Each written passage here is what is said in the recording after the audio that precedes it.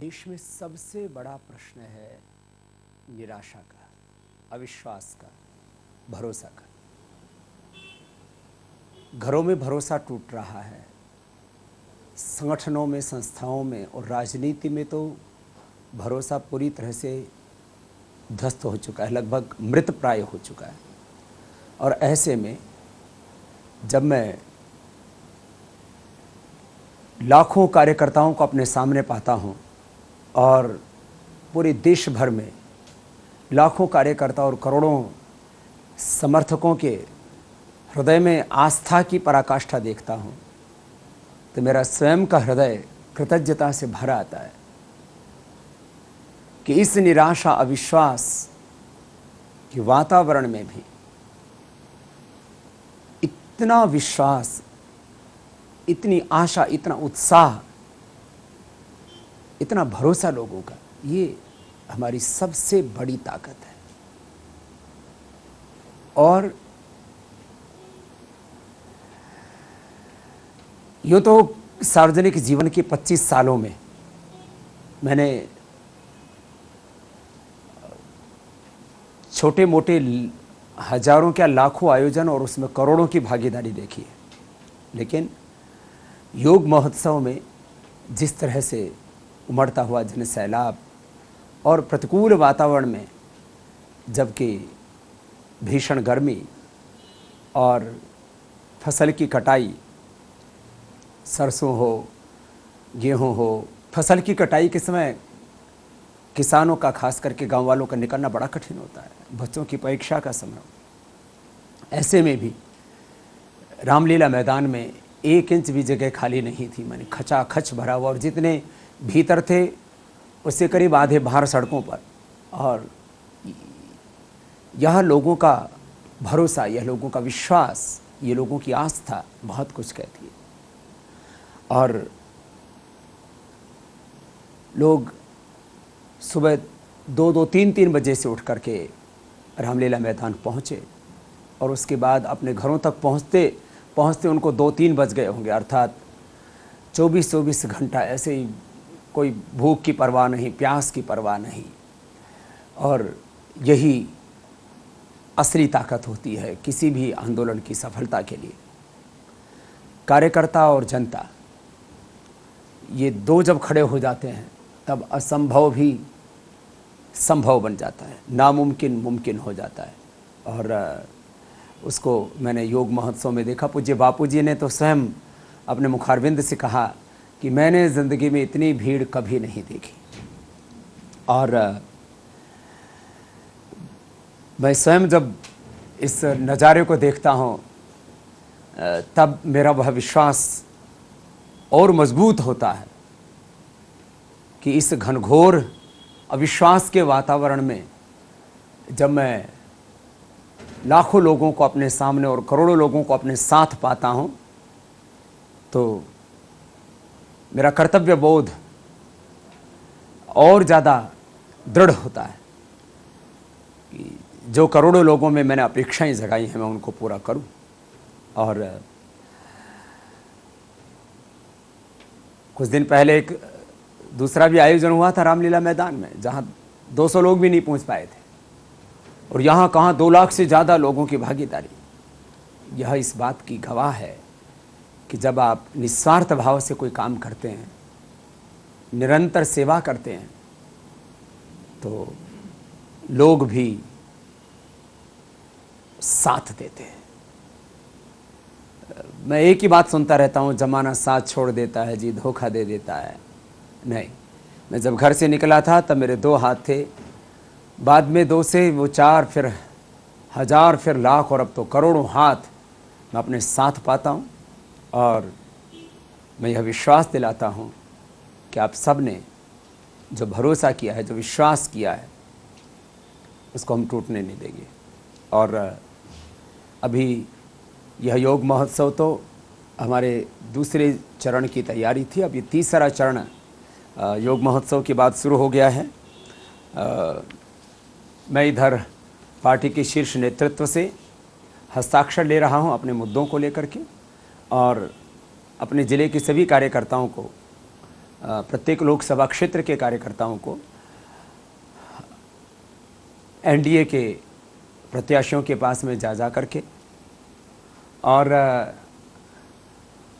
उड़ीसा में संभव हो सके और ख़ास करके पश्चिम बंगाल में संभव हो सके तो कोई यदि तृणमूल का भी कोई प्रत्याशी हमारे इन मुद्दों का समर्थन करता है तो इसका भी विचार किया जा सकता है। जिन प्रत्याशियों को हमने प्रामाणिकता से समर्थन दिया है वहाँ पर दूसरे से सिग्नेचर लेने का फ़र्क कोई अर्थ नहीं है, क्योंकि हस्ताक्षर लेना मात्र औपचारिकता नहीं है, फिर उस व्यक्ति को वहाँ से जिताना और उसको जितवा करके अपने मुद्दों को पूरा कराना ये मकसद है। इसलिए सभी पार्टियों से इस बार हम हस्ताक्षर नहीं ले रहे हैं। जो पूरी प्रामाणिकता के साथ हमारा समर्थन कर रहे हैं उन्हीं से हस्ताक्षर ले रहे हैं।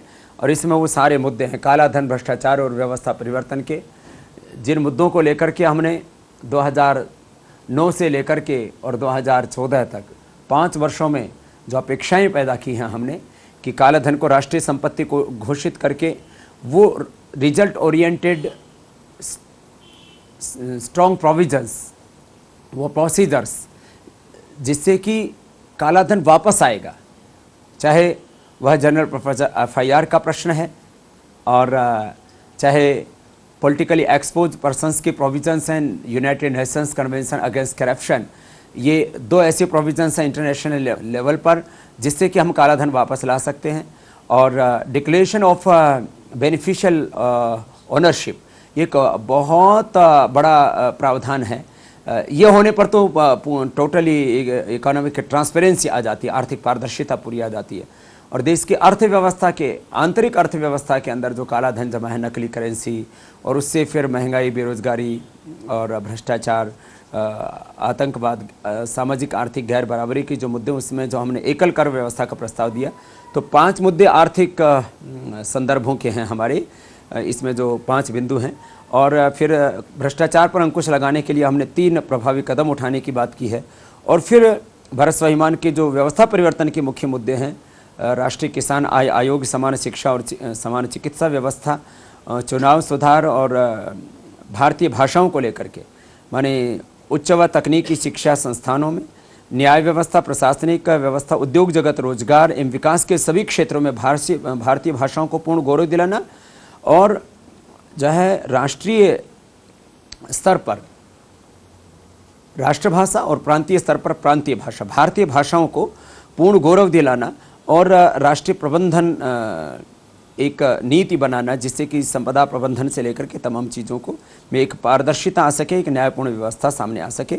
देश की आर्थिक, व्यावसायिक, सांस्कृतिक, शैक्षणिक, न्यायिक व प्रशासनिक व्यवस्था को स्वदेशी व न्यायपूर्ण बनाने के लिए जो है ये 8वां और 9वां हमने गो संरक्षण, संवर्धन और विश्व मुक्त खेती से लेकर के जो आध्यात्मिक न्यायवाद की जो विचारधारा, नीतियाँ और सिद्धांत जिसके लिए हमने देश में अपेक्षाएं जगाई और उसी से इस देश का अभ्युदय निश्चय सिद्ध होगा और भारत को आध्यात्मिक और आर्थिक महाशक्ति के रूप में विश्व में प्रतिष्ठापित करने के लिए, दिव्य भव्य भारत बनाने के लिए ये 9 मुद्दों के ऊपर हमने आदरणीय राजनाथ जी का हस्ताक्षर ले लिया है, आदरणीय गडकरी जी का हस्ताक्षर ले लिया है।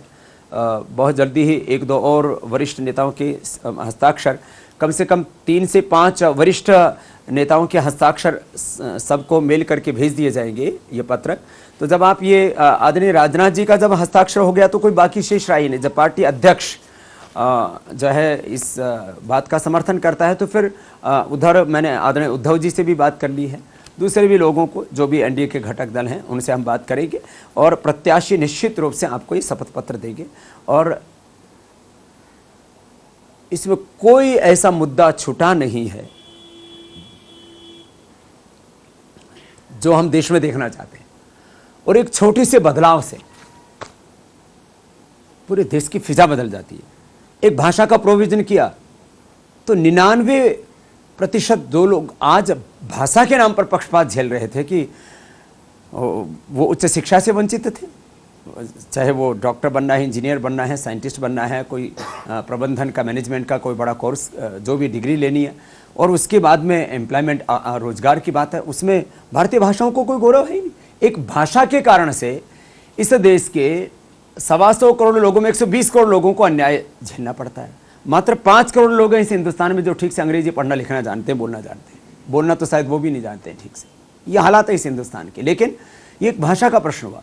ऐसे तमाम कालाधन, भ्रष्टाचार, व्यवस्था परिवर्तन के जितने भी मुद्दे हैं, योग का समावेश करके शिक्षा में जो है हमने इसको भी भ्रष्टाचार के मुद्दे में रखा, क्योंकि सदाचार नहीं बढ़ेगा तो भ्रष्टाचार कैसे मिटेगा। इसलिए हमने कहा शिक्षा में आध्यात्मिकता, संस्कार व सदाचार को प्रोत्साहन देकर के भ्रष्टाचार को निर्मूलन करना, यह हमारा एक महत्वपूर्ण इसमें मुद्दा है। तो खैर, तो अब योग महोत्सव के बाद अब यह जो धर्म युद्ध का, देवासुर संग्राम का अंतिम चरण चल रहा है, इसमें सभी प्रत्याशियों के पास में जाकर के पहले उनसे बातचीत करके और फिर अपने सभी 400-500 जो मुख्य कार्यकर्ता हैं, कहीं कहीं तो हजारों सक्रिय कार्यकर्ता हैं, तो 500 से 1000 कार्यकर्ताओं को लेकर के उस प्रत्याशी के घर जाएंगे और उस जो है उससे हस्ताक्षर कराएंगे, मीडिया में इसको देंगे कि उन्होंने, और फिर इसके कापी जो है ओरिजिनल कापी फिर वो मुख्यालय में आएगी और एक फोटोस्टेट वो उसी लोकसभा क्षेत्र के समिति के पास रहेगी और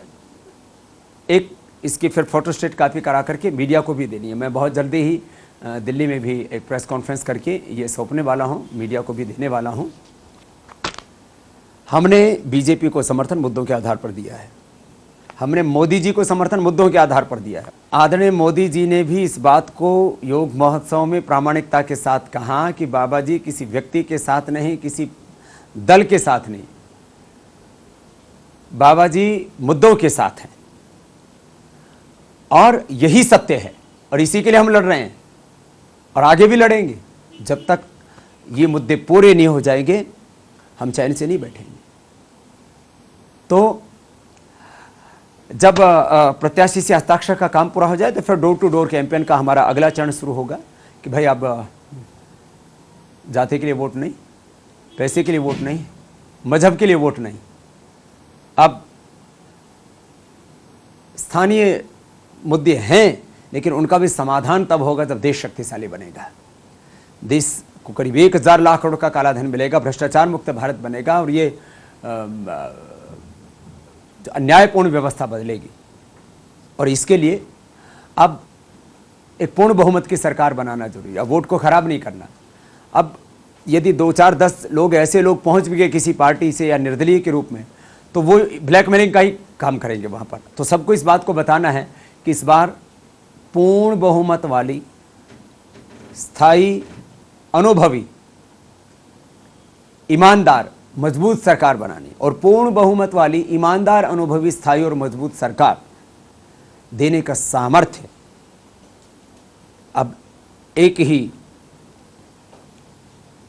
शख्स में दिखाई देता है। और बहुत महापुरुषों ने इस बात को स्वामी विवेकानंद जी से लेकर के, श्री अरविंद से लेकर के और 700 साल पहले नोस्ट्राडामस ने भी इस बात की घोषणा की कि अब हिंदुस्तान का कोई फ़कीर ही हिंदुस्तान की तकदीर बदलेगा। ये सत्य है। इस दिशा में अब सबको काम करना है। तो योग महोत्सव के बाद अगला चरण डोर टू डोर जाकर के हमें लोगों को बताना है, जगाना है कि वोट करने जाना है और वोट जो है वो सही दिशा में करना है, तो ही सात्विक परिवर्तन, सही दिशा में परिवर्तन देश में आएगा। और आप ही इस देश के भाग्य विधाता हैं, वोटर ही इस देश के भाग्य विधाता हैं। यह जो प्रश्न है इसको लेकर के जाना है और जन जागरण के अभियान को अब योग महोत्सव के बाद आगे बढ़ाना है। ये अंतिम चरण चल रहा है। जिन कार्यकर्ताओं को छुट्टी भी लेनी पड़े तो चाहे 1 महीने की छुट्टी ले लेना। मैं सितंबर, अक्टूबर, नवंबर, दिसंबर, जनवरी, फरवरी, मार्च 7 महीने हो गए, पतंजलि योगपीठ नहीं गया। अभी 2 महीने और लग जाएंगे। जब मैं 9 महीने पतंजलि योगपीठ से बाहर रह करके रात दिन इस अनुष्ठान को आगे बढ़ाने के लिए, रात को अब तो 12 तक बज जाते हैं, फिर सुबह वही 3-4 बजे से यात्रा शुरू हो जाती है। किसी दिन 2, किसी दिन 4 घंटे सोने को मिलते हैं, किसी दिन तो वो भी नसीब नहीं होता। माना कि मैं अपने शरीर पर अत्याचार कर रहा हूँ, लेकिन देश पर जो अत्याचार हो रहा है, यदि मैं इस शरीर पर जुल्म ज्यादती करके भी देश के ऊपर जो जुल्म ज्यादती और अत्याचार हो रहे हैं उससे देश को बचा पाऊँ, तो मैं तो उसको रिकवर कर लूँगा। लेकिन यह परिवर्तन का अवसर सदियों के बाद कभी बनता है। 2014 में जो परिवर्तन का वातावरण बना है, हो सकता है इसमें कुछ प्रश्न आए कि प्रत्याशी अच्छा नहीं है, हम तो इसको वोट कर ही नहीं सकते। एक बात हमें यह भी समझनी पड़ेगी कि भाई नीतियां बनती हैं नेतृत्व से, चाहे उसको आजकल लोग बोलते हैं हाई कमान से चलती हैं पार्टियां। भैया यदि आप ये सोचो कि सब लोग किसी मुद्दे पर 100% सहमत हो जाएंगे, 100, 200, 500, 1000, लाख, करोड़ आदमी, ये संभव नहीं है। इसलिए कुछ बड़े लोगों को सोच करके नीतियाँ बनानी पड़ती हैं। देश बनेगा नेतृत्व से, देश बनेगा नीतियों से, देश बनेगा सही नीयत से। सही नेतृत्व, सही नीयत और सही नीतियाँ हमें जहाँ दिखाई देती हैं वहाँ वोट करना है। अर्थात यदि हमने अब जिन पार्टियों को और जिन व्यक्तियों को समर्थन देना तय किया है, उसमें से यदि 2-4 व्यक्ति कोई गलत भी आ जाएंगे तो ये प्रोविज़न जब लागू करेंगे तो वो भी बच नहीं पाएंगे। कोई भी भ्रष्टाचारी बचना नहीं चाहिए और कोई भी सदाचारी सताया नहीं जाना चाहिए। तो किसी भी पार्टी का कोई भी प्रत्याशी यदि गलत भी चुन के आ गया ना, एक बार अब जो हमने सोचा है, अब उस दिशा में एक बार वोट कर दीजिए। तो भाई यदि 2-4 व्यक्ति गलत भी चले गए यदि चुन करके, तो कोई नहीं, उनके साथ भी वही होगा जो होना चाहिए, जो जस्टिसफुल है। उन्होंने भी यदि देश के साथ धोखा, गद्दारी, विश्वासघात, छल किया है तो उनको भी उनकी की सज़ा भोगनी पड़ेगी। इसलिए यदि यह प्रश्न आता है कि जी यहाँ तो प्रत्याशी जो है वो ठीक नहीं है और जो है इसका कैसे समर्थन करें, तो वहाँ हमको यही देखना है कि पार्टी का नेतृत्व, पार्टी का जो हाई कमान है, उसको बनानी है वो नीतियाँ जो हम ये बनाना चाहते हैं। ये एक प्रत्याशी नहीं बना पाएगा, ये तो पार्टी को बनानी पड़ेगी। और पार्टी जब इन मुद्दों को लेकर के व्हिप जारी करेगा तो जो कोई गलत भी आदमी 2-4 यदि कोई पहुंच जाते हैं, उनको भी मजबूरी में समर्थन करना पड़ेगा इन मुद्दों का। इसलिए ये मैं मानता हूं कि ये प्रश्न आएगा कई जगह, लेकिन उसको भी अपने को भूल करके अब कई जगह अपना मन मार के भी काम करना पड़े। मैं बहुत बड़ी बात कह रहा हूं कि मन मार कर भी काम करना पड़े, तो बड़ा मन रख करके, हमको बड़ा लक्ष्य रख करके। अब कृष्ण नीति यही कहती है। अब थोड़े तो दोस्त थे ना युधिष्ठिर में भी, थोड़े क्या बहुत दोस्त थे। पूरा अपना साम्राज्य हार गया, पूरा राजपाट हार गया जुए में, और घर की माँ बहन बेटियों को, घर की स्त्रियां तो सबसे ऊंचा गौरव होती हैं घर का, वो तो बहुत बड़ा पक्ष है धर्म का, लेकिन जो स्त्रियों को जुए में हार गया उसको आगे करके धर्मराज्य की प्रतिष्ठापना की। तो ऐसा भी कहीं वातावरण हमको दिखे कि भाई यहाँ तो थोड़ा गलत हो रहा है, तो भी मैंने कहा बहुत से ऐसे प्रश्न आपके सामने आ सकते हैं, लेकिन उनके भी आगे जा कर के अपने को काम करना है। और जो सोशल मीडिया वाला काम है उसको भी अपने को और आगे बढ़ाना है। अभी करीब 25 लाख के आसपास फेसबुक पर अपने साथ लोग जुड़े हैं और ट्विटर पर भी एक बहुत बड़ी संख्या जुड़ चुकी है। तो इस दिशा में भी ये हमारी स्थायी ताकत है। अब योग महोत्सव हमने पूरे देश में किया, इससे ठीक है, एक उपस्थिति हमने करोड़ों लोगों की पूरे देश में दर्ज कराई, इससे संगठन मजबूत होता है, एक तंत्र नीचे तक खड़ा होता है, और इसके बिना कोई बड़ा परिवर्तन नहीं आ सकता। देखो, परिवर्तन के लिए एक संगठन तंत्र का होना बहुत जरूरी है, लोगों में भरोसा। यदि वोट बैंक की बात की जाए तो आज अभी उसका पूरा मौका नहीं है कहने का, लेकिन सबसे बड़ा वोट बैंक, हमने इसका सर्वे करवाया पूरा, वो सर्वे की रिपोर्ट भी हम आवश्यकता हुई तो शायद चुनाव से पहले भी रख सकते हैं। सबसे बड़ा वोट बैंक, और वहाँ भी जबकि लोगों में अभी बहुत तरह का असामंजस्य है, हमने सबसे बड़ा सर्वे कराया और उसमें लोगों ने सभी राजनीतिक पार्टियों से ज़्यादा भरोसा भारत स्वाभिमान की इस अभियान के प्रति जताया, जो हमने काला धन, भ्रष्टाचार, व्यवस्था परिवर्तन के मुद्दों को लेकर के यह लड़ाई लड़ी है, जंग लड़ी है, उसके लिए माने सबसे बड़ा वोट बैंक अपने साथ है। इसलिए अपने आप को किसी भी तरह से कमज़ोर मत मानिए। सब कार्यकर्ताओं में एक अपरिमित उत्साह होना चाहिए और एक एक के भीतर घर होना चाहिए। मैं भगवान का बेटा हूँ, मैं भगवान की बेटी हूँ, मैं ईश्वर पुत्र हूँ, मैं ऋषियों की संतान हूँ, मैं भगवान की संतान हूँ, और मैं भारत माता की संतान हूँ। और ऋषियों की संतान को, भारत माता की संतान को, भगवान की संतान को जो कार्य करना चाहिए और उसका जितना बड़ा दायित्व होना चाहिए, उतना ही बड़ा दायित्व मेरा है, उतनी ही बड़ी जिम्मेदारी मेरी है। और मैं इस बात के लिए प्रतिबद्ध हूँ, ये मेरा प्रण है, ये संकल्प है कि मेरे रहते हुए मैं इस धरती पर शैतान का राज कायम नहीं होने दूंगा, बेईमानों का राज कायम नहीं होने दूंगा, भगवान का, सत्य का, धर्म का, न्याय का साम्राज्य में स्थापित करूंगा। इस संकल्प के साथ सभी कार्यकर्ताओं को अब डोर टू डोर के अगले चरण में जाना है और अपने अपने लोकसभा क्षेत्र के प्रत्याशियों का लगभग 1 सप्ताह के भीतर ही यह हस्ताक्षर करा लेना है।